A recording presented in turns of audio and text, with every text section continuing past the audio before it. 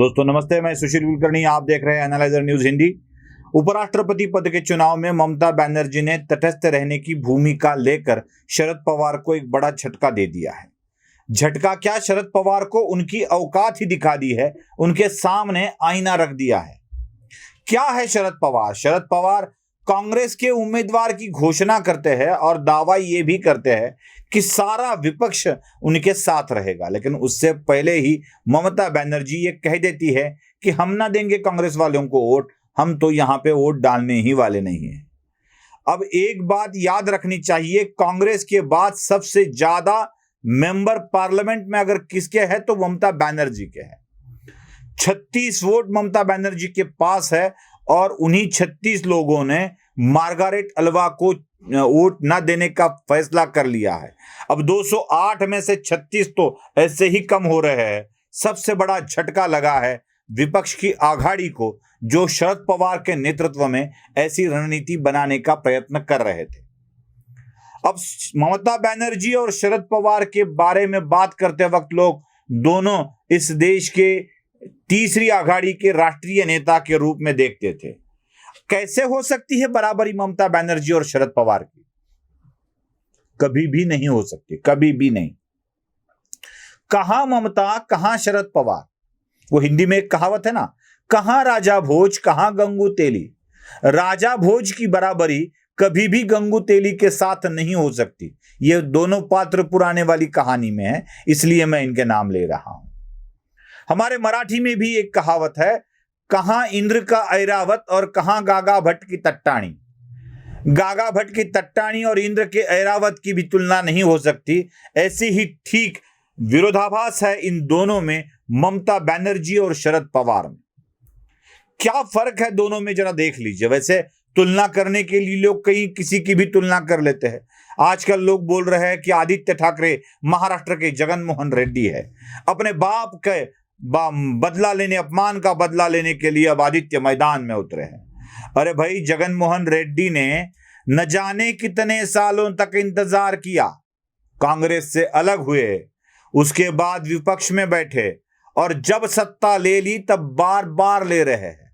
इतने सालों तक का इंतजार, इतने महीनों तक भी आदित्य कर ले तो बहुत कुछ है। चलो, हम आदित्य के बारे में बात नहीं कर रहे, आज हम शरद पवार और ममता बनर्जी के बारे में बात कर रहे हैं। मैं आपको बता दूं कि ममता बनर्जी ने इस बार मतलब तीसरी बार सत्ता की डोर अपने हाथ में ले ली है, तीसरी बार।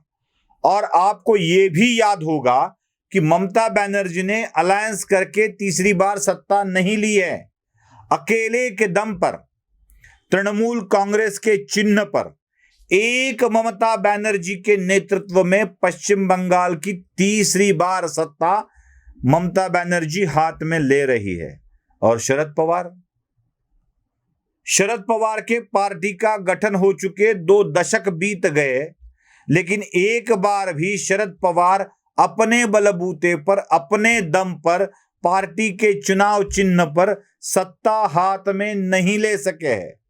अरे ये बात छोड़ दीजिए, जितनी सीटें ममता बनर्जी एक इलेक्शन में जीतती है, उतनी सीटें तो शरद पवार 3 इलेक्शन में मिलकर भी जीत नहीं पाए हैं।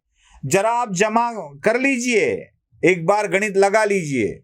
ममता बनर्जी का आंकड़ा 200 पार चला जाता है तो शरद पवार 55, 56, 60, 55, 56, 60 के बीच में अटके हुए रहते हैं। अगर पिछले 3 चुनाव में 60-60 का आंकड़ा भी पकड़ा जाए तो 180 के ऊपर पवार नहीं जाते हैं। मुझे लगता है इससे आगे जा ही नहीं पाएंगे। 180 के ऊपर पवार नहीं जाते हैं। मैं संसद की बात करता हूं, जितनी सीटें आज ममता बनर्जी के हाथ में हैं, एक स्त्री है ममता बनर्जी, आज 36 वोट ममता बनर्जी के हाथ में हैं। शरद पवार के कितने हैं? शरद पवार के केवल 4। पिछले 3 चुनावों को भी जोड़ा जाए दोस्तों, पिछले 3 लोकसभा चुनावों को भी जोड़ा जाए, जितने सीटें शरद पवार ने हासिल की है, उतनी सीटें आज एक अकेली एक इलेक्शन में ममता बनर्जी के हाथ में है। कहां की बराबरी कर रहे हो ममता बनर्जी की? वो तो आईना दिखाएगी, वो तो पूरी इज्जत निकालेगी ही आपका। जब तक शरद पवार अपने आप को उतने दर्जे का नेता साबित नहीं करते, मैं तो मानता हूं शरद पवार ममता बनर्जी के दर्जा का नेता है ही नहीं है। 3 चुनाव में शरद पवार जितनी सीटें लाते हैं उतनी एक सीट चुनाव में ममता बनर्जी सीटें लाती है, तो कौन बड़ा आप सोच लीजिए। महज अंतर है ममता बनर्जी और शरद पवार में, महज अंतर है। ममता बनर्जी ने एक बार कांग्रेस को छोड़ दिया, गुस्से में आके छोड़ दिया, कुछ भी हो, अब तक कांग्रेस के पक्ष में नहीं गई है वो।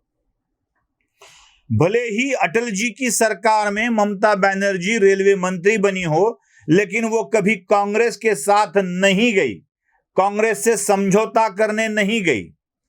अकेले के दम पे उन्होंने पंजाब को अपने हाथ, माफ कीजिएगा, बंगाल को उन्होंने अपने हाथ में ले लिया। फिर कांग्रेस का मुंह देखने के लिए नहीं गई, कांग्रेस की झूठन चाटने के लिए नहीं गई। लेकिन जिस साल में पवार ने अपनी पार्टी का गठन किया, उसी साल में चुनाव होने के बाद शरद पवार मां सोनिया के पास जाके बैठ गए, बोले हाँ अभी तो सब ये इन लोगों को जो धर्म को नहीं मानते हैं, निधर्मी लोग पार्टियों को इकट्ठा होना पड़ेगा, सरकार बनानी पड़ेगी, और चले गए। कृषि मंत्री भी बन गए, 10 साल तक कृषि मंत्री बनकर रहे पवार, 10 साल तक। ममता बनर्जी ने कभी भी कांग्रेस की झूठन नहीं चाटी, लेकिन शरद पवार बार बार कांग्रेस की झूठन चाटने के लिए केंद्र में सहभागी हुए सत्ता में, और महाराष्ट्र की सत्ता में भी सहभागी हुए। यहां तक कि यहां पर हर एक मुख्यमंत्री के साथ पवार की नहीं बनती थी, लेकिन फिर भी सत्ता में रहते थे। ममता बनर्जी ने कभी ऐसा नहीं किया है। ममता बनर्जी ने अटल जी की सत्ता के बाद भारतीय जनता पार्टी से जो दूरी बनाई रखी, मतलब जैसे ही वो अटल जी की सत्ता से बाहर आ गई, मनमोहन सिंह की सरकार बन गई, तो मनमोहन सिंह के सरकार के साथ साथ उन्होंने जो नाता तोड़ लिया, अब तक भारतीय जनता पार्टी के साथ नहीं गई, उन्होंने भारतीय जनता पार्टी से दुश्मनी मोल ली। लेकिन 2014 के तुरंत बाद शरद पवार भारतीय जनता पार्टी को बिन मांगे सपोर्ट देने के लिए चले गए, बिन मांगे सपोर्ट, यानी हम चुनाव नहीं चाहते हैं, महाराष्ट्र का भला चाहते हैं, इसीलिए हम चले गए। ममता बनर्जी ने खुद को सिद्ध कर दिया है, शरद पवार अभी तक खुद को सिद्ध नहीं कर पा रहे हैं। मैं फिर से एक बार आपको बताता हूं, खेल बनाने का काम शरद पवार से कभी नहीं होता है, खेल बिगाड़ने का काम जरूर होता है। अरे महाराष्ट्र के लग के छोटा सा राज्य है तेलंगाना, वहां के चंद्रशेखर राव ने भी अपने राज्य में अपना राज्य संघर्ष कर नया बनाया, और उस राज्य में सत्ता की डोर अपने हाथ में ले ली, खुद के बलबूते पर। शरद पवार आज भी नहीं कर पाया है। छोटा सा बच्चा जगन मोहन शरद पवार के सामने बच्चा ही, लेकिन वो आंध्र प्रदेश की सत्ता अपने हाथ में रख सकता है, शरद पवार अपने हाथ में नहीं रह सकते हैं। यही है महाराष्ट्र के जानता राजा की सच्ची कहानी, जो एक नारी से भी 3 गुना कम है। वीडियो पसंद आए तो लाइक, शेयर और सब्सक्राइब जरूर कीजिएगा। धन्यवाद।